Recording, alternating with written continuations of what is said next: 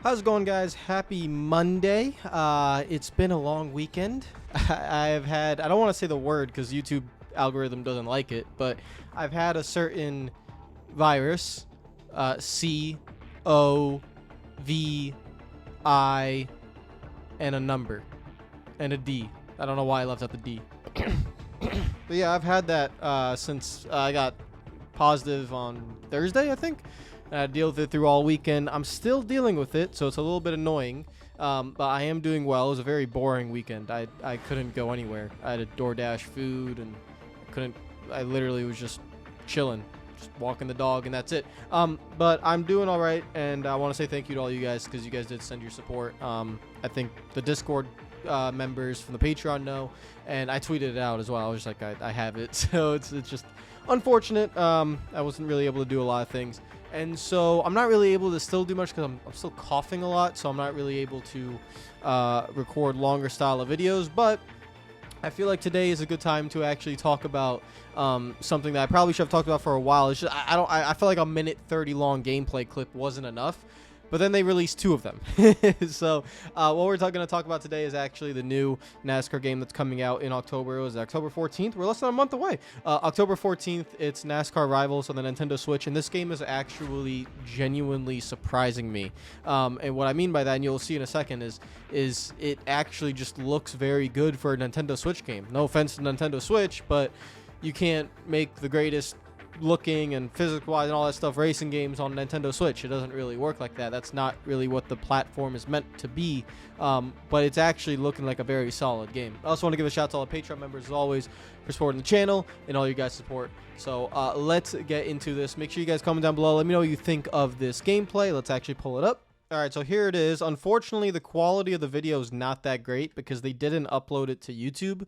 They uploaded it to Twitter. And so you have to download it off of Twitter, and it's only 720p, and even this video looks like it's like 480p. It doesn't look that great. So you can see it's very pixelized. You can't really get the best look for the graphics. So as soon as I get my hands on this game, guys, I'll record my own gameplay, and we can get a better look at the graphics. But this is on the Nintendo Switch, and to be fair, it looks relatively good.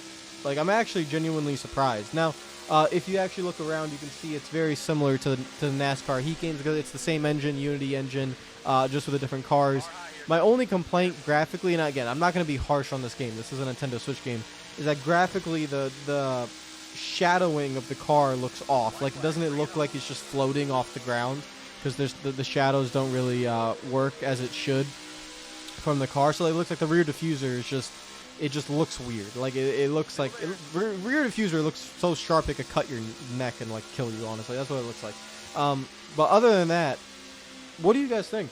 I mean, to me, this actually looks relatively good. And the car has 5 gears, the track map. There is a rear view mirror. You guys don't gotta freak out about that. But that's the first gameplay clip, and you can see just like NASCAR Heat 5, same thing as always.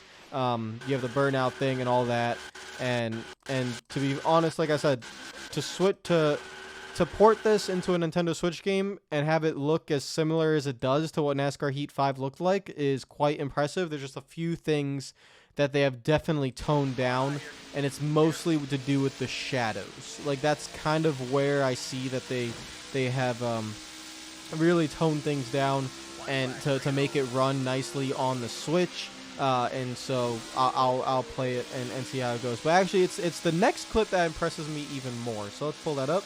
Okay, so this is at Bristol. They obviously released a clip at Darlington. Then they released a clip at Bristol. You can see the review mirrors up here, so they have it. But why this impressed me? Okay, so again, 720p. The quality's not the best because of, Twitter pixelating the video. The lighting actually looks really good. Like, I actually can't believe it. Like, this is a Nintendo Switch. The crowd is fully there. The lighting looks good. The track is nice. The cars look nice. The reflections off the cars, all for a Nintendo Switch game, is actually really, really nice. You can see there's a little bit of glitching again in the shadowing. If you can see right here, let me rewind that. So you can see right here, if you look at Elliott and Hamlin, again, I apologize for it being pixelated. There's nothing I can do. If they could upload it to YouTube, that'd be way better. Or if I could get the master file, that'd be actually very nice too. But I don't have that, so I'm just going off like a Twitter pixelated clip. But if you look right here, you can see that the shadows, they glitch out right here because, I don't know, they're struggling with the shadows. If they could fix that, the game will actually look, honestly, as reputable as it can on a Nintendo Switch. The cars look really well modeled, in my opinion. There's the contact system, which I do expect you can change. So, like, if you want Chase Elliott to just spin out right here, you can do that, because I expect it to be very similar to NASCAR Heat 5, where you can adjust the car contact system. Like, do you want them to get loose? Do you want them to be like road bricks? Do you can probably adjust how the AI race around that stuff. But Bristol was in NASCAR. What game was it? In NASCAR Heat 4 and 5, Bristol was probably one of my favorite tracks. And so it looks like they've actually adjusted it, because I do remember Bristol in NASCAR Heat 4, the bottom lane was very, very good.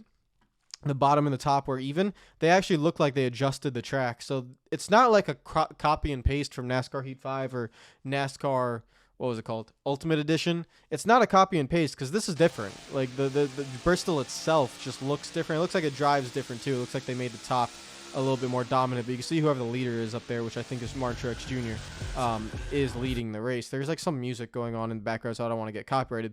But you can see the things they've sacrificed. If you look closely in the pixelated crowd, they're all just like PS2 graphics in the crowd to make it look like when you go up close, it doesn't look that great. But when you actually like are racing, I mean that looks really good.